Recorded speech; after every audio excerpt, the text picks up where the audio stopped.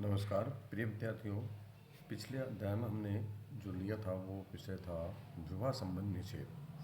विवाह संबंध निषेध 3 भागों में माना बताया गया है। जो आपको बता दिया गया है वो कौन कौन से हैं। नंबर 1 पे है निकटाभिगमन निषेध।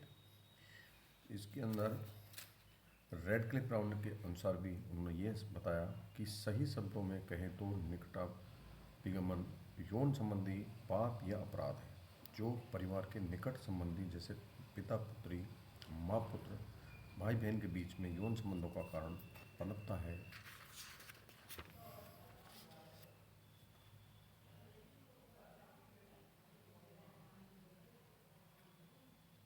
तथा वेक्टर शब्दकोश के अनुसार निकटाभिगमन उन लोगों के साथ यौन व्यवहार है जो कि विवाह या अवैवाहिकता से इस प्रकार के संबंधित है कि उनमें कानूनी विवाह नहीं हो सकता। वेस्टमार्क ने भी यही कहा है कि जिन लोगों को पोषण एक साथ होता है वे एक दूसरे से इतने परिचित होते हैं कि वे वयस्क होने पर उनके बीच यौन आकर्षण होता ही नहीं है। यदि परिचय के से तिरस्कार का बीजारोपण होता है और लैंगिक उठौना कुठित हो जाती है तो मेलिनिस्कोप का मन है कि परिवार ही वह संस्था है जिसके द्वारा समाज की सांस्कृतिक परंपराएं पीढ़ी दर पीढ़ी हस्तांतरित की जाती है, जिसे हम समाजीकरण के नाम से पुकारते हैं। दूसरा है बहिर्विवाह। बहिर्विवाह को भी स्पष्ट किया था कि निकटाभिगमन को रोकने के लिए ही बहिर्विवाह का जन्म हुआ। कुछ लोगों की मान्यता है कि समस्त बहिर्विवाह नियम अगम्य निषेधों का ही विस्तार है। बहिर्विवाह से तात्पर्य है कि एक व्यक्ति जिस समूह का सदस्य है उससे बाहर विवाह करे। यही समूह कौन सा होगा, इस बारे में जनजाति में भिन्न भिन्न धारणाएं प्रचलित हैं। अधिकांश परिवार गोत्र, टोटम, समूह, गांव, भ्रातल आदि से बाहर विवाह करने की प्रथा पाई जाती है। इसी में बहिर्विवाह को मैकलेन नामक विज्ञान विद्वान ने सर्वप्रथम मानव शास्त्र को बहिर्विवाह का शब्द दिया। मैकलेन से एंडुलिंग जैसे विचारधीन लेखकों ने बहिर्विवाह को अंतक्रिया के विपरीत मानने की भूल की है। ये दोनों एक ही समाज में एक साथ प्रचलित हो सकते हैं क्योंकि ये सामाजिक समूह के दो अलग रूपों को प्रकट करते हैं। बहिर्विवाह कई प्रकार के हो सकते हैं। परिवार के बाहर विवाह, उसको हम परिवार बहिर्विवाह कहते हैं। एक वंश के सदस्य जब परस्पर विवाह नहीं करते हैं तो उसे हम वंश बहिर्विवाह कहते हैं। कई जनजातियों में एक ही गोत्र के सदस्य अपने को एक पूर्वजों की संतान मानते हैं, अतः भाई बहन होने के कारण परस्पर विवाह नहीं करते हैं। स्पेंसर ने भी इसमें यह मत दिया है कि बहिर्विवाह लड़ाकू जनजाति की देन है जो कि युद्ध के बाद उसे पड़ोसी समूह से स्त्रियों का अपहरण करके ले जाते थे और हम उन्हीं से विवाह करते हैं जिनसे हम युद्ध करते हैं। आज भी हमें ये कई जनजातियों में औपचारिकता अपहरण की प्रथा देखने को मिलती है। वधू अपहरण की प्रथा ने ही मैकलेन को नातेदारी के अध्ययन की ओर आकर्षित किया है। वेस्टमार्क ने का भी मत यही है कि निकटाभिगमन को टालने के लिए भी बहिर्विवाह का प्रचलन हुआ।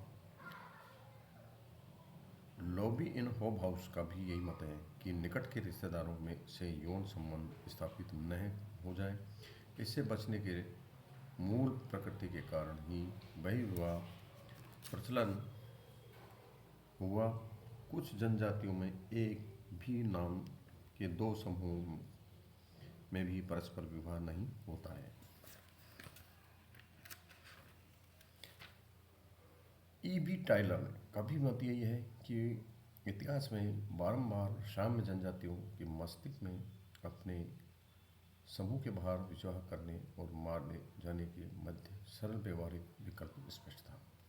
इसे बहिर्विवाह का बंधक सिद्धांत कह सकते हैं। तीसरा है अंतर्विवाह। अंतर्विवाह के भी अंदर यही है कि अंतर्विवाह के विपरीत प्रकार का नियम जिसके आधार पर एक व्यक्ति को अपने ही समूह में विवाह करना होता है। अंतर्विवाह समूह के रूप में कोई भी वंश, गोत्र, युग्म, संगठन, उपजाति, जनजाति या कोई भौगोलिक क्षेत्र में निवास करने वाले लोग हो सकते हैं। इसकी परिभाषा करते हुए डॉक्टर रिचर्ड्स लिखते हैं कि अंतर्विवाह के अभिप्राय उस विनियम का जिससे अपने समूह में से विवाह साथी चुनना अनिवार्य होता है। टोडा लोगों ने दो युग्म संगठन हैं, एक टार्थाब्रोल, दूसरा विटालियन। ये दोनों ही अपनी अपनी युग्म संगठन में ही विवाह करते हैं। राजस्थान में भील दो भागों में बटे हुए हैं, उजले भील और मेले भील, जिन्हें भगत या अभगत भी कहते हैं। ये दोनों भी अंतर्वाही समूह हैं। अंतर्विवाह का प्रचलन क्यों हुआ, इसके कारण अनेक हैं। देखो, जनजाति में अपरिचित लोगों के प्रति भय की भावना विद्यमान है, इसलिए उनकी सोच थी कि कहीं दूसरा समूह जादू आदि की क्रियाओं द्वारा उन्हें नष्ट न कर दे, अतः वे परिचित लोगों के समूह से ही विवाह करना पसंद करते थे। इसके अतिरिक्त प्रत्येक समूह की अपनी भाषा, संस्कृति, सामाजिक प्रथाएं, रीति रिवाज आदि पाए जाते हैं जो एक दूसरे समूह के भिन्न होते हैं। अतः इन विभेदों के कारण उनमें मेल मिलाप के अभाव व सामाजिक संबंधों के नहीं पनपने के कारण भी अंतर्विवाह अस्तित्व में पाया। भौगोलिक पृथकता तथा यातायात के साधनों के अभाव में भी उन लोगों के बीच परस्पर दूरी बनाए रखी। ये हो गए हमारे 3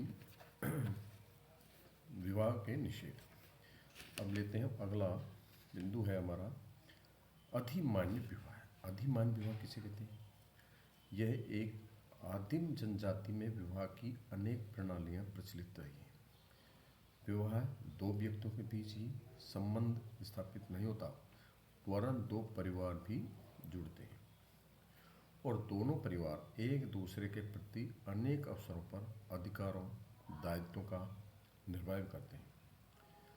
विवाह दोनों परिवारों में अनेक नए रिश्तों को भी जन्म देता है और ये रिश्ते एक दूसरे पर कुछ अधिकार एवं दायित्व भी डालते हैं, जिन्हें निभाना दोनों परिवार के सदस्यों को कर्तव्य माना जाता है।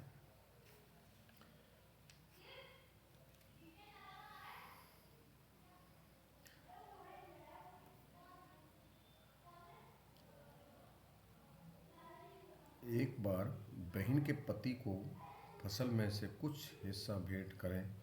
हिंदुओं बहन के पुत्र व पुत्री के विवाह के अवसर पर भाई उनके या उसके परिवार के लिए वस्त्र, आभूषण एवं नगद जैसे पैसा देता है, उसे हम भात भरना कहा जाता है। इसी प्रकार से दो परिवारों में जीवन साथी चुनने से संबंधित कुछ वरीयताएं भी पाई जाती हैं। इसके अनुसार एक व्यक्ति का विवाह एक विशिष्ट संबंधी से होना अधिक पसंद किया जाता है। जब विवाह साथी का चुनाव करते समय एक वर्ग विशेष को ही दूसरे की तुलना में वरीयता या प्राथमिकता दी जाती है, तो उसे ऐसे विवाह को हम अधिमान्य विवाह के नाम से जानते हैं। यहाँ हम अधिमान्य विवाह के कुछ रूपों को, जैसे सलिंग सहोदरज विवाह, विलिंग सहोदरज विवाह, देवर विवाह, साली विवाह आदि का भी हम उल्लेख करते हैं। तो सबसे पहले लेते हैं हम अधि विवाह के अंदर सलिंग सहोदर विवाह। यह विवाह चचेरे मौसेरे भाई बहनों का विवाह भी कहते हैं। ऐसे विवाह में एक ही लिंग के सहोदरों की संतानों का विवाह होता है। जैसे दो बहनों या दो भाइयों के लड़का लड़कियों जब परस्पर विवाह करते हैं तो उसे हम मौसेरे भाई बहन या चचेरे भाई बहनों का विवाह कहते हैं। दूसरा है विलिंग सहोदराज विवाह।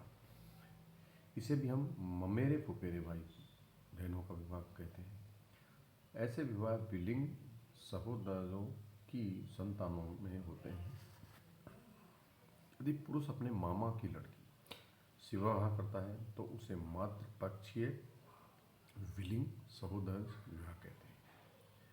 यदि हम अपनी बुआ की लड़की से विवाह करते हैं तो उसे हम पितृपक्षीय सहोदर विवाह कहते हैं। पश्चिमी ऑस्ट्रेलिया तथा लेआया में प्रत्येक व्यक्ति को अपनी माता की लड़की से विवाह करने का पूरा अधिकार था। पश्चिमी ऑस्ट्रेलिया की करिएरा जनजाति में तथा फिजी द्वीप में भी इस प्रकार के विवाह प्रचलित थे। ऐसे विवाह में आयु संबंधी कोई महत्वपूर्ण प्रतिबंध नहीं होता था। तीसरा है देवर विवाह। देखो, जनजाति में कुछ विवाह ऐसे होते हैं जिनकी प्रथा एक स्त्री होने पर अपने पति के भाई से विवाह करती है, उसे हम देवर विवाह कहते हैं।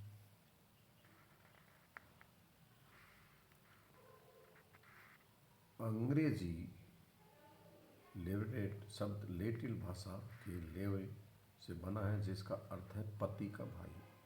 हिंदी में देवर शब्द का अर्थ है दिवर अर्थात दूसरा पति।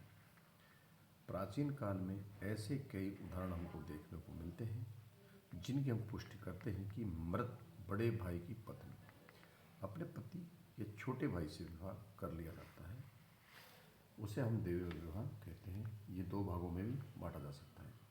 प्रथम, पति के बड़े भाई अर्थात जेठ से विवाह, जिसमें छोटे भाई की मृत्यु होने पर उसकी पत्नी से बड़ा भाई विवाह कर लेता है। द्वितीय, पति के छोटे भाई से विवाह, जिसे हम छोटा भाई अपने बड़े भाई की मृत्यु पर उसकी पत्नी अर्थात अपनी भाभी से विवाह करता है। रामायण काल में भी रावण की मृत्यु होने पर उसके छोटे भाई विभीषण ने भी उसकी पत्नी से विवाह किया था। इसी तरह से बाली की मृत्यु पर उसकी विधवा पत्नी तारा से ने भी बाली के छोटे भाई सुग्रीव से विवाह किया था। चौथा है साले विवाह। ऐसे विवाह में एक पुरुष अपनी पत्नी की बहन या बहनों से विवाह करता है। ये भी दो प्रकार के होते हैं। प्रथम, सीमित साली विवाह, जिसके अंतर्गत एक व्यक्ति प्रथम पत्नी की मृत्यु के पश्चात ही या कभी कभी उसके संतान न होने पर उसकी मजबूरी में उसकी दूसरी बहन से विवाह करता है। समकालीन साली विवाह, जिसमें एक पुरुष एक परिवार की सबसे बड़ी लड़की से विवाह करता है और उसकी सभी छोटी बहनें स्वतः ही उसकी पत्नियां बन जाती हैं। विवाह तीन अर्थ बताते हैं। पहला, एक व्यक्ति का अपने युवा होने वाली सालियों से विवाह करने का प्राथमिक अधिकार। दूसरा, व्यक्ति का अपनी पत्नी से संतुष्ट न होने पर पत्नी का बहन से विवाह करने का अधिकार। और तीसरा, प्रथम पत्नी की मृत्यु पर या उसकी बहन से विवाह करने का अधिकार है। कुछ अन्य प्रकार के विवाह इस प्रकार से हैं। उपयुक्त विवाह के अतिरिक्त भी जनजातियों में कई अन्य प्रकार के विवाह देखने को मिलते हैं। संथाल जनजाति में विधुर या विधवा परस्पर विवाह कर लेते हैं।